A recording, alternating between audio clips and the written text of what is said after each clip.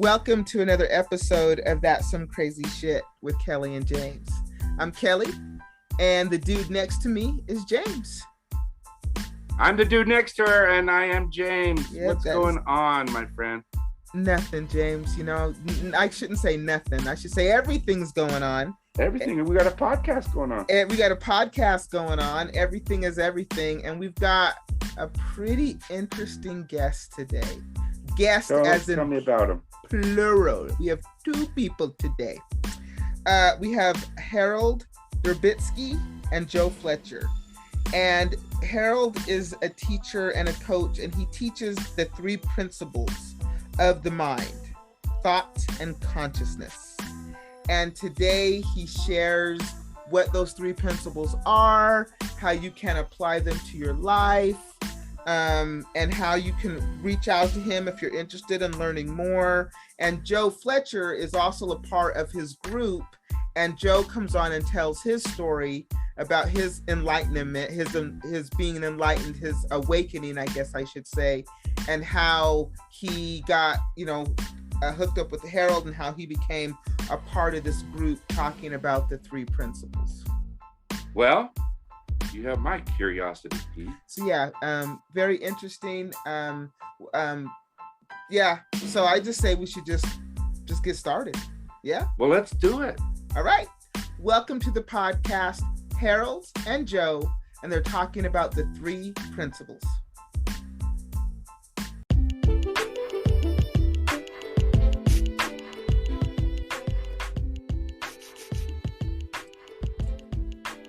Harry, welcome to the podcast. Welcome to That's Some Crazy Shit. We're excited to have you here. How are you? We're both good. I'll speak for myself. I'll let Joe speak for himself. How are you, Joe? Yeah, I'm great, thank you. Doing really well. Welcome. So excited that you guys are here to talk about the three principles and the spiritual realm and the physical realm and how that works. And that really fits with what our podcast is about, because it's something that's not everyday conversation. And so I'm interested to hear your take. So go ahead and just tell us all about it. Okay, well, there's the group, which is the Mental Health Transformation Group, originated really from spirit. I'm the lead coach, but I never really envisioned it being a group that would go out and talk to people like you guys, type of thing. And within the group, each person has had a major transformation, but they come from different angles, all of them. And so the angle that you are talking about is an angle that is very, very interesting, because it's quite popular. The world of the psychics, the world of the paranormal, etc. And I recently, just a couple of days ago, I was in Winnipeg, and Joe is from England and I'm from Canada, west coast of Canada. And that's another ironic quality. And so when this psychic, who is quite a powerful psychic, and he has clients all over North America, and he had personal emotional problems. And I talked to him about the three principles. I just sent him a message about thought, and then a talk that perhaps Joe and I or somebody did. I can't even remember what it was. And all of a sudden he had an insight. So what we're talking about is a spiritual insight. In other words, if you're a psychic and you read all the books on being a psychic, but the power of God or the power of spirit doesn't actually flow through you, you're still not a psychic. Nobody can make you a psychic, only the spirit. And in the three principles, we call that mind. So mind is a psychological word for spirit or God. And the major aspect of it is it's not outside of you. It's in you. Somehow God, if people have a psychic ability, God has given them a special talent, a special skill. Just like someone who has a big intellect has a special skill or a big muscle or an athlete. Just a gift. It's just a gift. Or Pavarotti with his voice type of thing. Just a gift from God. And so he has this gift for God, but he helps people, and he's very, very positive, but objective, because of course, whatever comes out, comes out. But he couldn't solve his own problem. And his own problem was caused by his lack of understanding about thought, the principle of thought. And so when he saw that everything is thought from spirit, so spiritual thought comes into you and you translate it correctly or incorrectly through your personal mind. Everybody knows we're doing that because we can change it in 1 second. Kelly, if she has a baby and she's really bummed out, and the baby goes, I got a dirty diaper. Immediately she'll drop the I'm bummed out and change the diaper. Have a good time. Here's the trick, Jim. When she's finished the diaper, she usually would go back to what she was thinking about before and then gets bummed out again. But she doesn't have to. Once she sees how that works, once you see the connection between the spiritual and the psychic, the spiritual and the material world, and how God created our reality, it's like hitting a nail, a hammer, and you're hitting it on the wrong end. And one day you go, oh, wonder if I turn it around. I wonder if this works. Yeah. Oh, look how easy this is. And it's like that. So you have a spiritual component, which we call universal mind. You have a spiritual component, which we call thought, which is the creative force of how you create. And then we have consciousness, and everyone knows, every mystic teaches raising your level of consciousness to a higher level. And the reason they're saying that is you're getting out of the material world up into the spiritual world. In the spiritual world, all is good. Down here, and we're human, so we're back in the human reality, it's up and down. So we go up, and then we go back to where we are and bitch and complain. That is very human. We all do it. That's the common element between all of us. We all do it. Nobody stays in the spiritual. You wouldn't be here because your personal mind would just, you wouldn't need it. But you're not out. You're come back down here, up and down, up and down. And so the three principles are three spiritual principles of psychology. You see, in the old days, people weren't real, they just kind of ignored the psychological. But now, you know, everybody's talking about it nonstop. Stress. It used to be the big topic that people came to me was stress. Not so much now. Do you know what the big topic is now? Anxiety. They switched over. Yeah. Anxiety. It's just a thought, guys, that you misinterpreted how to use. And you just have to learn to accept that you're misinterpreting a lot of stuff. Now, where the psychic reality comes in, it's a gift. So anytime, this is part, I'm going to get Joe to explain his insight in a second because it relates to this. But anytime you connect to universal mind or spirit or God or whatever word you, peace, or whatever word you have for that, Christ conscious, whatever word, you're in a healing state. So when I'm working with clients, I don't talk about anxiety. I just point them to the healing state, and then they heal themselves. They doctor themselves because you're already healed, Jim.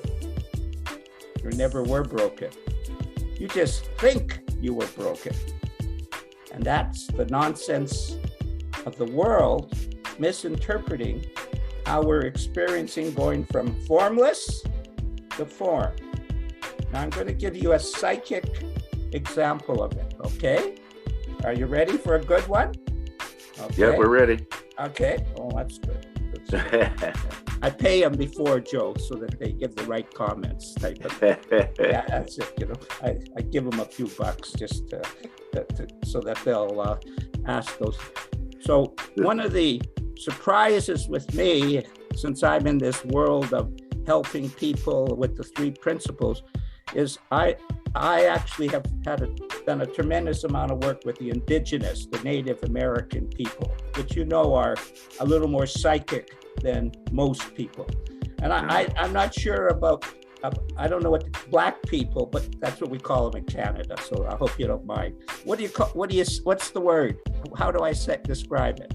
Describe Black people? Black, yeah. Black people. Black people. Okay, good. Okay, well, I'm from Canada. We don't get it.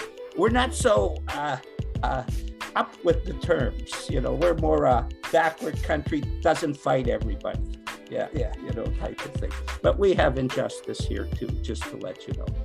So I'm in the indigenous world, and I'm a pipe carrier. Very unusual for a white guy to be a pipe carrier. But if you really see my story, you'll see I go where I shouldn't go, and somehow it works out, type of thing. Yeah, there are no coincidences. That's right.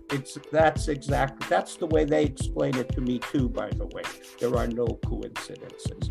And so I have the pipe, powerful pipe, very given to me by a Native American Lakota who was in maximum security prison.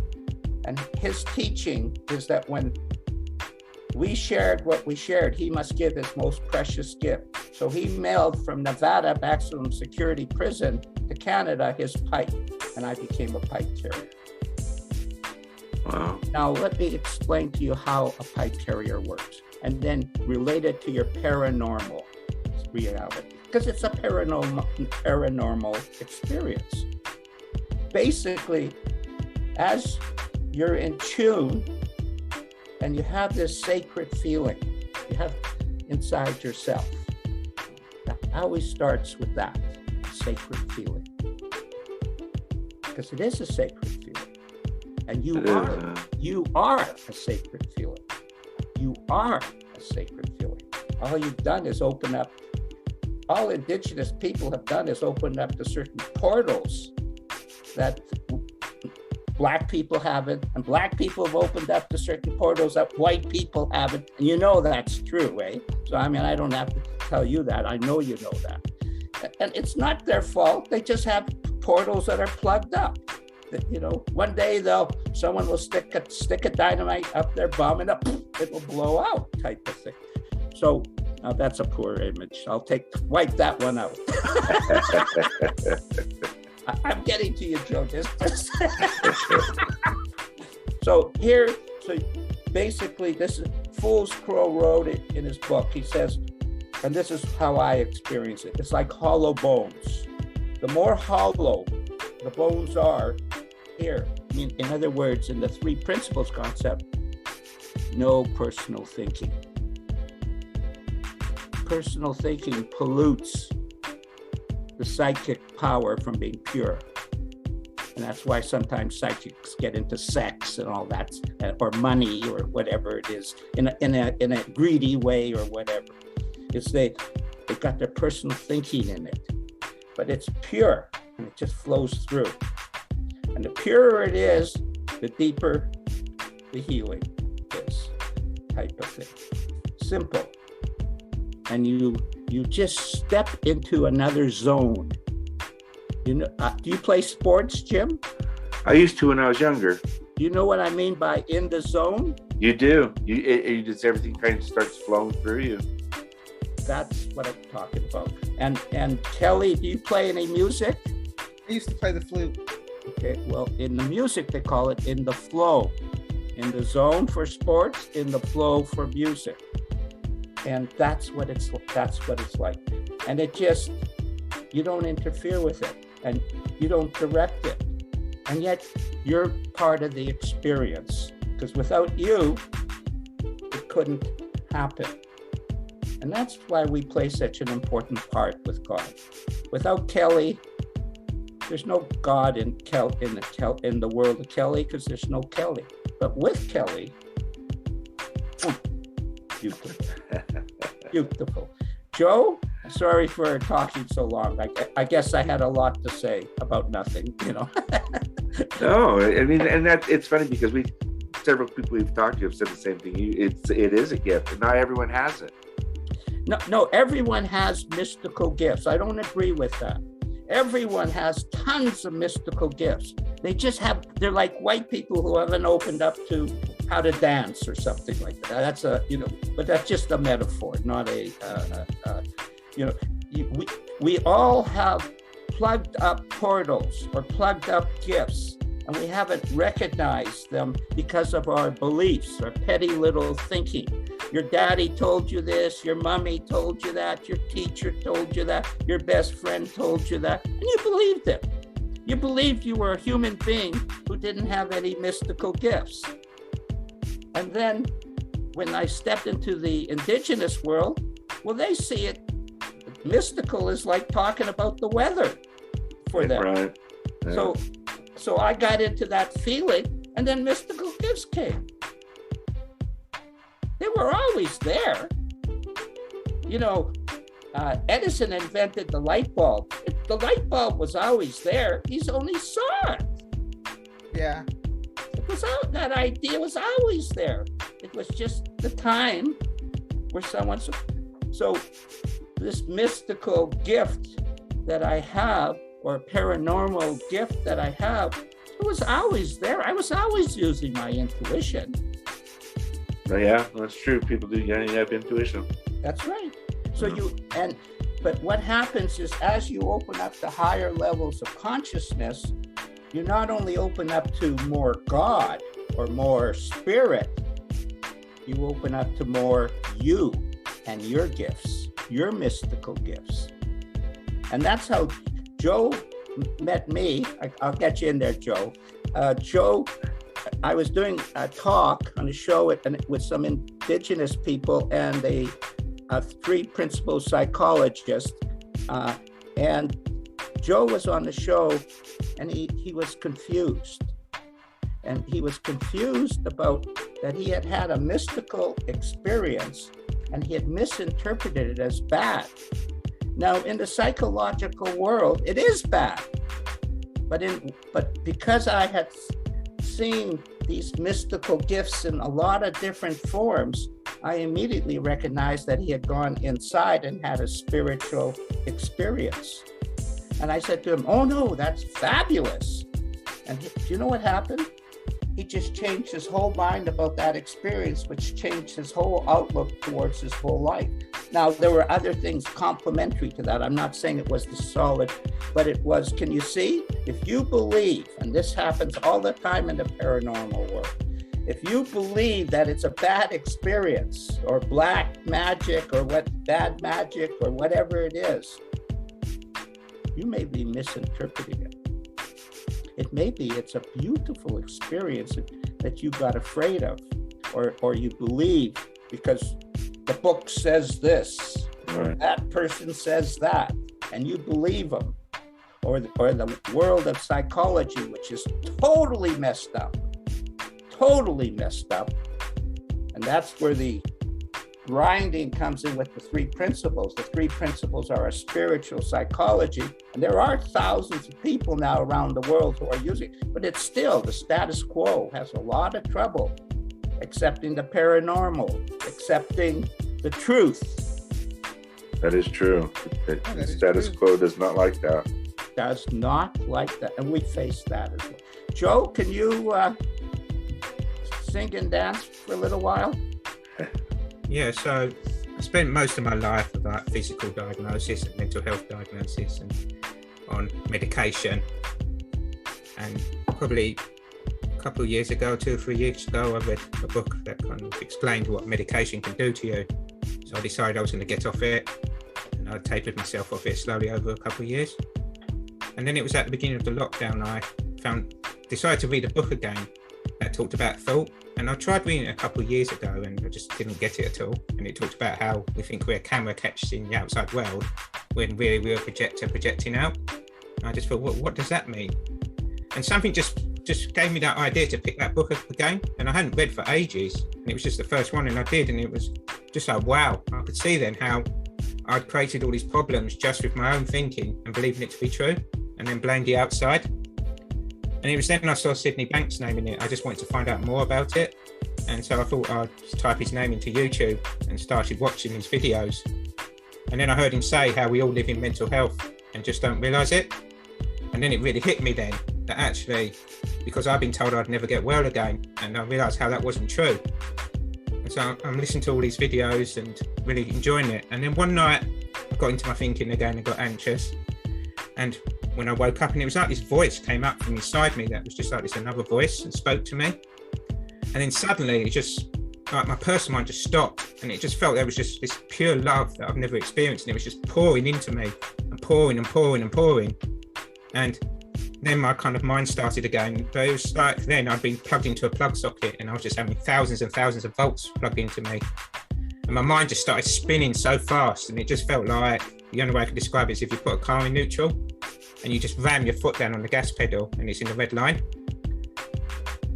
And then I'm suddenly getting all these different writings and that I'm doing, and I've never written poetry or been interested in poetry, and I'm starting to write poetry and these kind of metaphors and that. But it was still like this voice was speaking to me, and it was like my brain was like, my ego self would step aside and just view and just observe while this other voice was speaking, and my brain was recording it.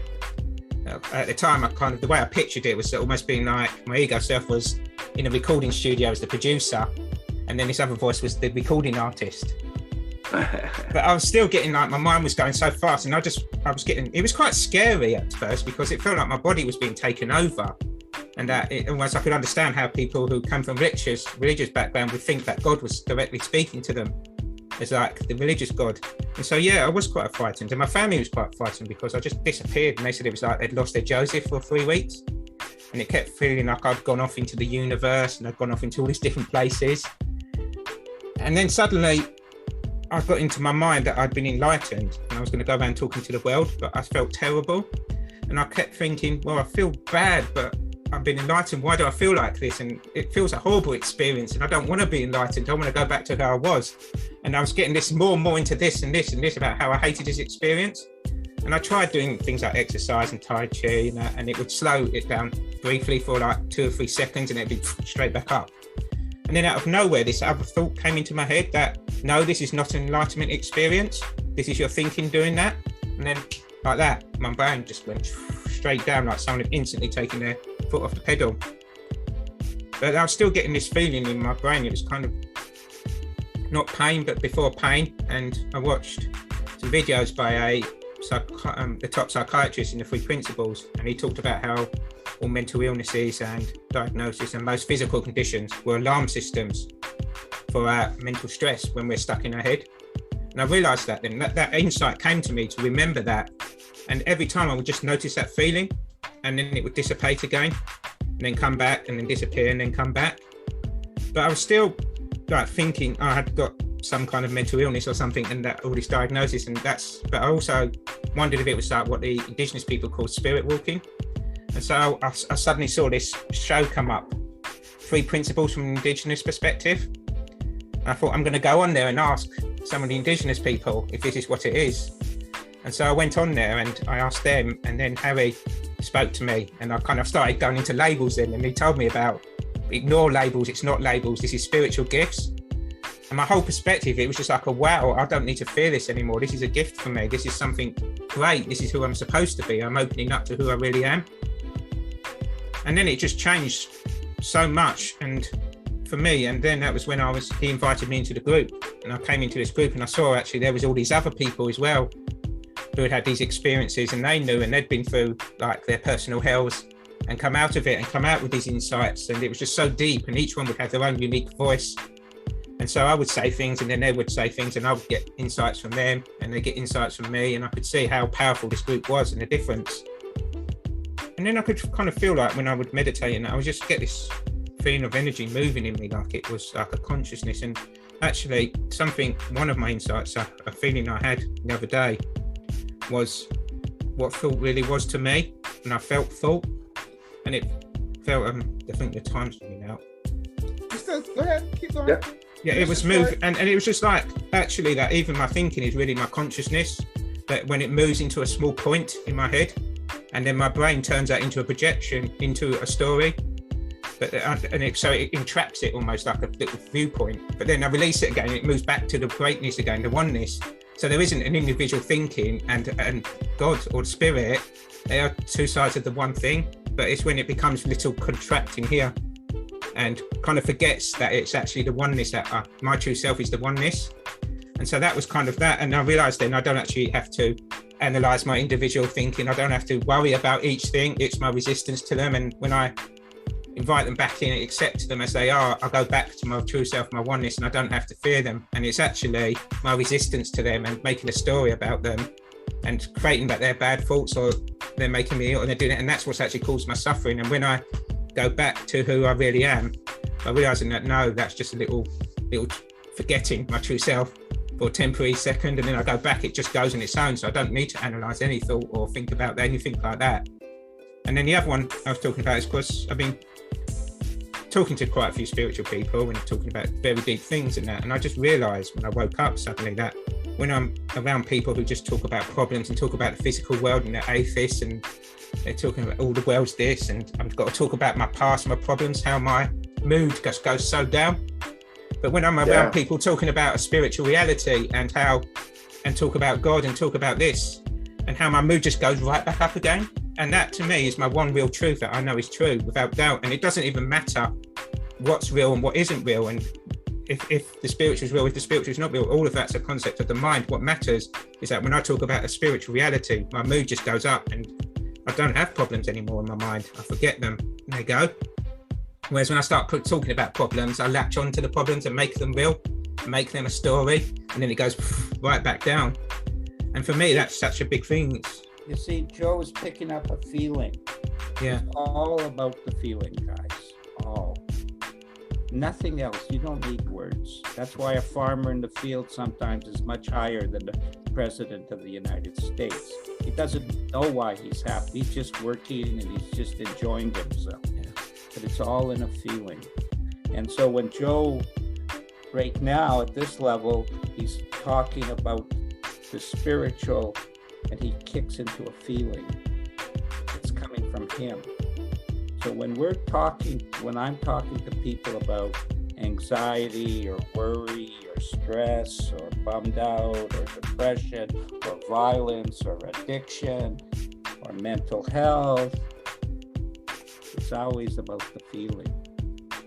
It's not the words, it's not the description, it's not the strategy, it's the feeling.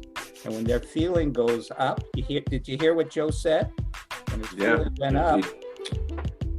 He raises you too, and I raises your whole. It raises, there's the clue, that it raises you too. You're part of the experience, and we're pretending we're not. Also for me, something I was watching an Indian yogi, and what he said is when you look at the tree, that tree is part of your lung, because we breathe out and the tree takes our carbon dioxide, turns it into oxygen, we breathe that back in. And so it's not separate from us, is it? It's part of our breathing system. It really, I don't think people understand, we really are the whole, the whole planet is we are just one living organism. All if you really think connected. about it. Yeah, that we really are. And we've talked about how ego can, you got to step aside sometimes, let that ego, go. Well, it's the game of life to step aside. We are full of beliefs. See, people say you have to be humble. How can you not be humble when you're so full of bullshit? I mean, no offense, but I'm talking about me here, I'm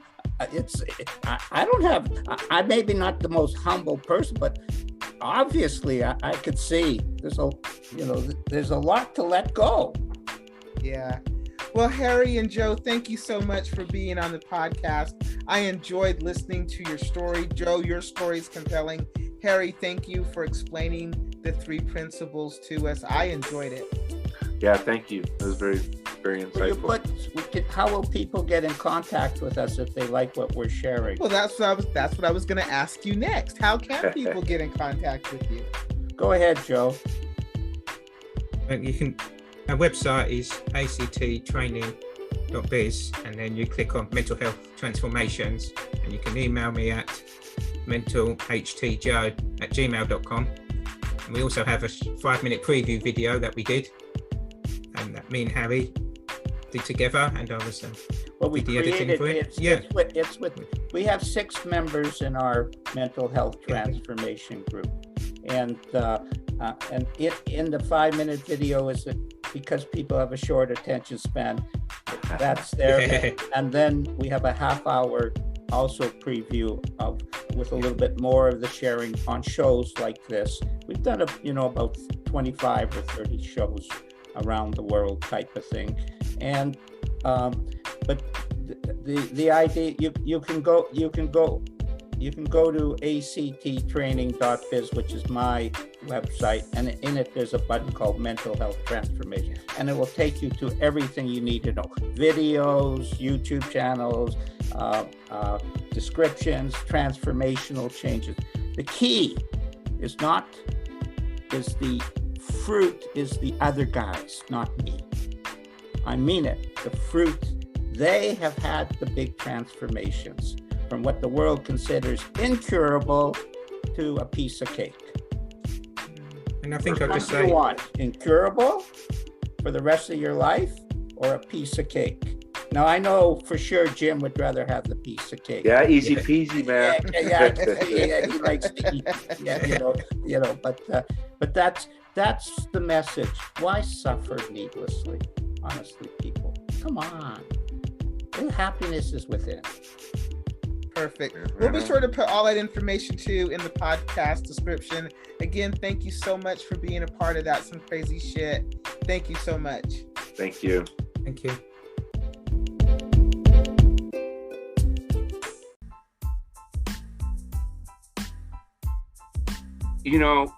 And we've probably said this before, or at least I don't remember. We talked about it though. If it weren't for this podcast, we wouldn't have met the people that we've met, and we've met some pretty interesting people. You know what? If it wasn't for the podcast, we also wouldn't have changed your name to Jim. How's it going, Jim? That's true. That is true. And I was trying to be nice to the guests, because people who know me know I don't go by Jim. Well, you do now because of the podcast. No, You're able now to change your name to Jim. And I'm this going will to call always you be out the on Jim that. episode. The next But time no. somebody calls you not by your name, can you let them know? Just like I'm going to let you know, people, if you want to refer to people of color, it's okay to call them Black people. We call ourselves Black people. I just want to throw that out there. Well, and I have a take on that. If you want to refer to a person of color, I would find out their name. You know what, James, that's even better. So whoever you're talking to, if you want to know what they want to be called, I would say it's their name. Yeah? Yeah. I just wanted to bring that up. That's all. I'm just poking a little fun. That's Just all. a little. Just a little fun. So yeah, that was a really interesting conversation. I did learn a lot. It seems to me that Harold is saying what all the others have always said to us about the feeling and your intuition and the mind and the body and all of that good stuff. Yeah, and it's like all of our guests have kind of had the same underlying message. You got to be in contact, or you have to tune yourself into these things. And once you start tuning yourself into these things, things really do change.